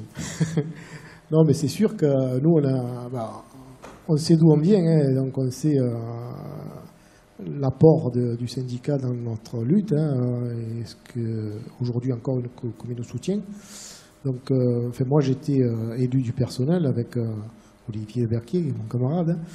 Donc, on a eu du mal à créer le syndicat CGT dans l'entreprise, dans la SCOP, parce que je pense qu'ils ont eu l'habitude de nous voir à nous, et ils se sont dit, c'est des fous, et on ne va pas faire comme eux, c'est pas possible. Et je pense qu'ils nous prenaient un peu pour des fous. Mais, de toute façon, pour faire ce qu'on a fait, on était un peu fous tous. Hein. Donc voilà. On a eu du mal, mais on a trouvé quand même des copains qui se sont engagés. Mais c'est clair que le rôle du syndicat dans l'entreprise coopérative n'est pas le même que dans une entreprise du capital, parce que moi, je pense que dans une entreprise du capital, c'est un syndicalisme d'affrontement qu'on a. Enfin, pas tous, mais nous, notamment, à la CGT, on s'affronte. Hein. On est un syndicalisme de classe. Et donc, aujourd'hui, le syndicat n'a pas le même rôle. Je pense que, pour moi, le syndicat, il doit amener l'information aux coopérateurs et aux salariés des problèmes de société, de ce qui se passe à l'extérieur.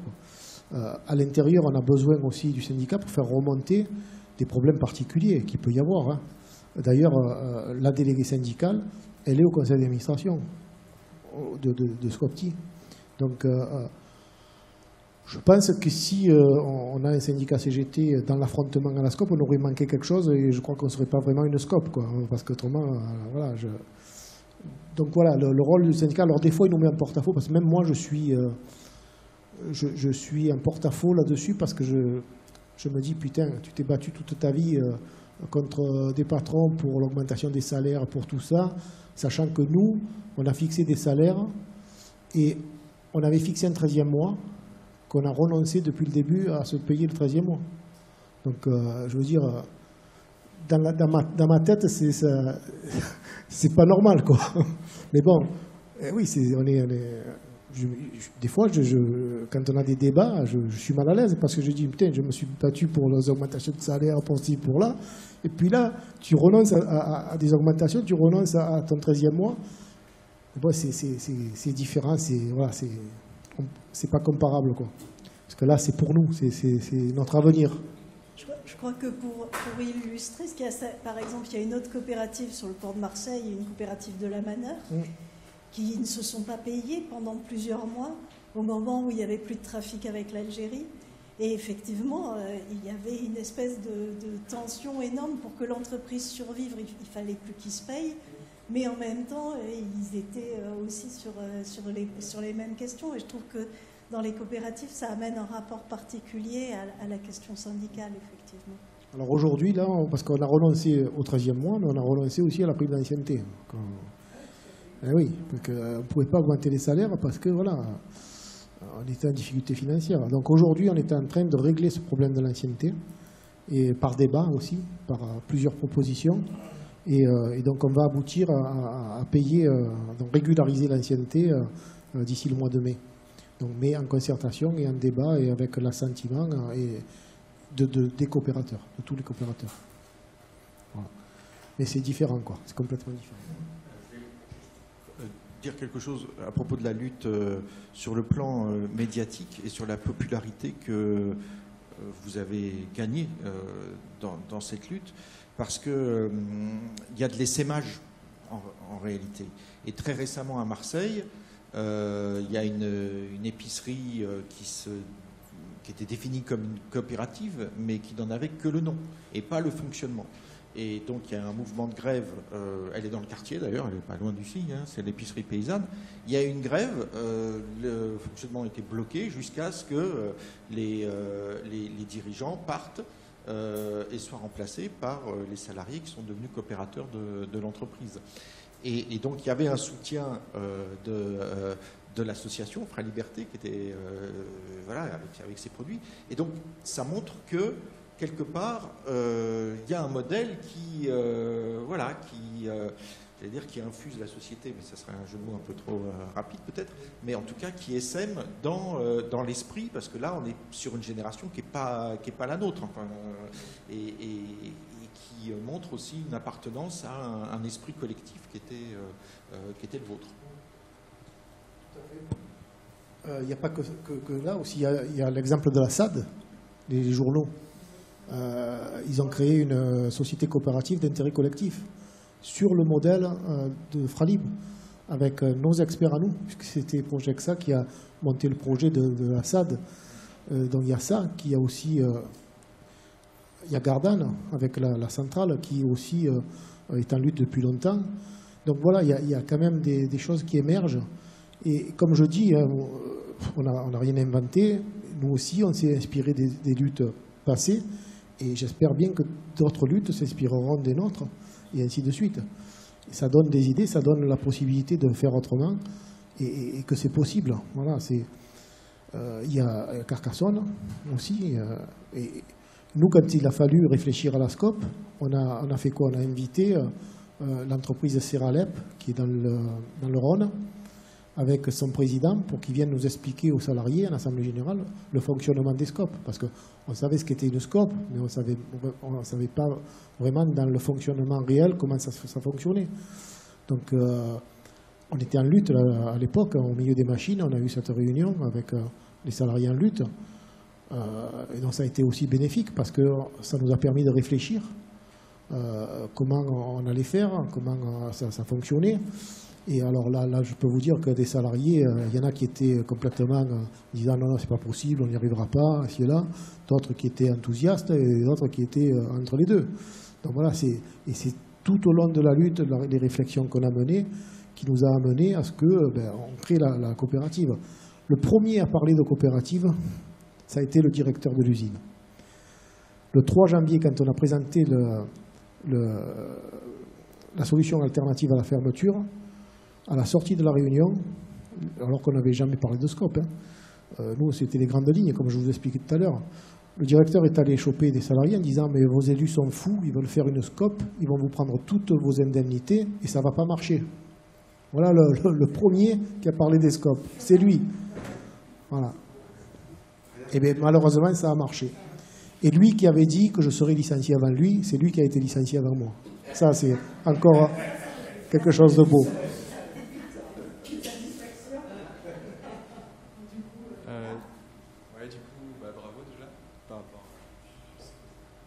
Oui, on m'entend mieux. Non, c'était un peu dans la suite, la question que j'avais, c'était est-ce que du coup il y a est-ce que vous êtes en lien avec d'autres scopes? Est-ce qu'il y a une tentative de construction à l'échelle nationale ou quoi?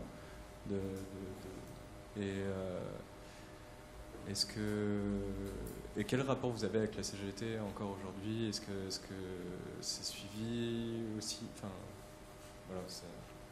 voilà, On a un très bon rapport avec la CGT. D'ailleurs, Philippe Martinez, il me dit qu'il salue un patron à chaque fois maintenant, en me saluant. Donc, ouais. Non, disons que c'est vrai que la CGT était frileuse pour les coopératives à l'époque, c'est clair. C'était pas la CGT qui portait ces projets-là. Nous, quand on a porté notre projet alternatif et la création de la SCOP, je pense qu'on a été soutenus, notamment par notre fédération agroalimentaire, ça c'est sûr, mais par le département, l'union locale d'Aubagne. Tout ça, on a eu un soutien important. Et Et je pense que là-dessus, avec ça, on n'a aucun problème là-dessus, et que peut-être que ça peut donner des idées aux syndicats pour dire, voilà, on peut faire autrement, et puis s'il y a des problèmes, comme à la SAD, de créer une coopérative d'intérêt collectif, c'est aussi une solution. Et on l'a vu aujourd'hui, ils ont sauvé la distribution des journaux, hein, qui était vouée à disparaître. Voilà, donc là-dessus, il n'y a aucun problème. On a des bonnes relations avec la CGT. Hein. On n'est pas en opposition, sans problème. Ça, c'est une chose. Et puis, il y avait autre chose, non? C'était le lien avec d'autres scopes. Oui, le lien avec oui. L'essaimage des on a luttes. beaucoup de relations avec la Bellode, hein, l'usine de Carcassonne. Beaucoup de coopération avec eux. On a même essayé à un moment donné de mutualiser la force de vente avec le gars qui travaille un peu pour nous, un peu pour eux, le directeur qu'on avait pris commercial. Bon, ça n'a pas trop marché. Comme je vous disais, le commercial, c'est un cauchemar pour nous, et je crois pour eux aussi. Oui, non, on a pas mal de relations. On a d'ailleurs la Palabrière, qui est pas un scope, mais c'est un magasin associatif qui vend nos produits aussi, où on est coopérateur.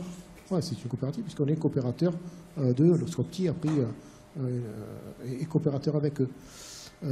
Beaucoup on est sollicité par des luttes comme ça. Par exemple, le McDo qui a été repris l'après-m aussi. On a discuté avec eux, ils nous ont sollicité. On a pas mal de boîtes où le patron ne veut pas reprendre, qui nous posent des questions sur le fait comment ils peuvent reprendre un scope. Oui, on a pas mal de retours comme ça. Alors nous, on n'a pas donné de leçons, hein, parce que on n'est pas là pour donner des leçons, mais on peut donner des conseils, comment on a fait. Et c'est bien volontiers qu'on le fait si ça peut réussir. Voilà. On n'est pas donneur de leçons, pas du tout.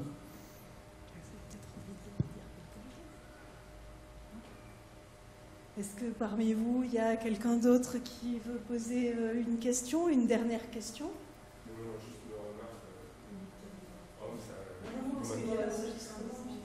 Ah d'accord. En fait, finalement, c'est plus une utopie. Donc la preuve que dans ce monde, si on veut bien, on peut adopter d'autres modèles, quoi. Donc c'est uniquement une question de volonté. Volonté, oui. Donc nos grands dirigeants de par ce monde, ils doivent le savoir tout ça. Oui, bien sûr. Non, puis il y a aussi quelque chose d'extraordinaire, c'est l'intelligence collective. Quand on met en commun notre intelligence, même si on est au bas de l'échelle, on a de l'intelligence et on peut faire des choses et on peut renverser des montagnes avec. Il s'agit d'avoir moins d'ego, parce que l'ego, ça tue, et de s'écouter et d'essayer de mettre en commun les choses. Et là, on peut réussir.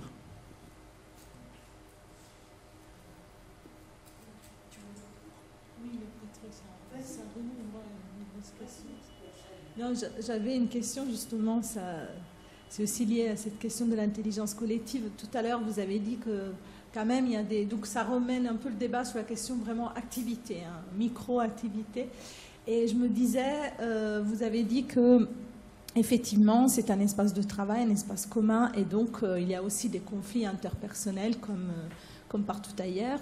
Mais du coup, le fait d'être dans ce type d'organisation, est-ce que vous avez plus de chances de remettre les conflits de métier, les conflits professionnels au centre? C'est-à-dire que, je prends justement, c'est une expression, Yves Clos par exemple, il dit que le problème aujourd'hui dans les entreprises, c'est qu'on veut enlever les conflits alors qu'il faut les mettre, et quand le conflit porte sur l'activité, c'est un conflit productif en fait, productif de savoir, de collectif, etc. Et du coup, je me demandais si, au-delà des conflits interpersonnels qui sont partout, est-ce que vous arrivez à avoir ce type de conflit-là, c'est-à-dire vraiment sur le métier, comment je gère ma chaîne, comment je mets dans les boîtes, comment je vais communiquer, comment je parle avec la hiérarchie, etc. Et si ça produit effectivement plus de collectifs, plus de choses intéressantes aujourd'hui par rapport à hier, par exemple. Et une autre question aussi, qui concerne peut-être en général les coopératives. Vous avez du coup beaucoup d'espace par statut de démocratie, des AG, etc. comment tout ça est... Alors, j'imagine bien que si les gens sont là, c'est qu'ils le veulent bien, mais peut-être pas aussi, c'est parce que c'est une opportunité d'emploi. Du coup, comment ça se gère par rapport au temps de production, au temps de travail en général? Est-ce que tout ça, c'est bien accepté, c'est bien cadré, voilà, ou est-ce que c'est aussi compliqué à différentes échelles d'accepter aussi un temps de travail qui n'est pas strictement sur la production, mais qui est aussi sur le discours et le débat démocratique? Alors, nous, toutes nos assemblées, toutes nos réunions se font sur le temps de travail. Donc, on ne se fait pas en dehors du temps de travail. Donc là-dessus, je pense qu'ils ne peuvent pas dire quoi que ce soit. Donc c'est pendant leur temps de travail. C'est rare quand on a fait quelque chose en dehors du temps de travail où vraiment c'est quelque chose de particulier, quoi. Donc là-dessus, c'est plutôt bien pris.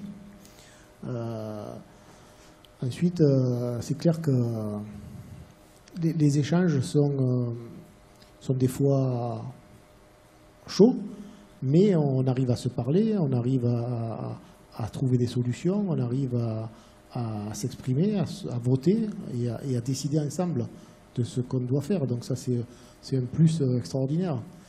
Là-dessus, je veux dire, c'est une expérience aussi complètement différente de ce qu'on a vécu et ce qui peut amener à l'émancipation, à participer à la vie de l'entreprise avec tes responsabilités, avec ton engagement, avec voilà. Moi, je pense qu'il n'y a que du positif, quoi. Après, c'est clair que, comme je dis, pas tout est rose, pas tout est clair. Il y a aussi des conflits, mais on arrive à surpasser tout ça. Mais on les surpasse parce que aussi on dit les choses et on dit les choses vraies. On cache rien, quoi. Dire quand c'est bon, c'est bon. Quand c'est pas bon, il faut se le dire. Et à part ça, quand on sait les choses, quand on a